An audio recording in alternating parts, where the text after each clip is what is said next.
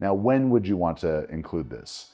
For conventional deadlifters, we'll do a lot of block pulls in hypertrophy because it's a little bit shorter range of motion. Even though that's can be a little bit counterintuitive to hypertrophy, you have to be able to do enough deadlifts to build the muscles of the hamstrings and low back, as well as manage it around the squat and bench.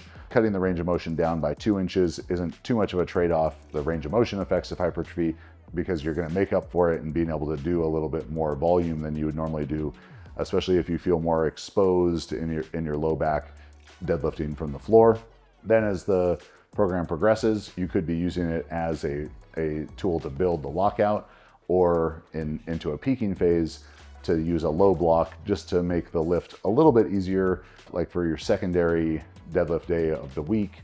So you're still getting that very, very specific pattern, just with a slight change to save yourself, a couple percentage points of fatigue and stress coming in from that. I don't actually have a percentage system to quantify that.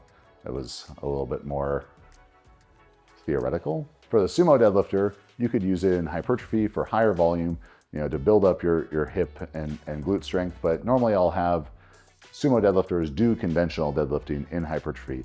So the block pull is going to be more of a complementary secondary exercise in strength and peaking to help, build up the grip, build up the lockout strength, the ability to stay patient as you grind through the start of a deadlift and keep a good position.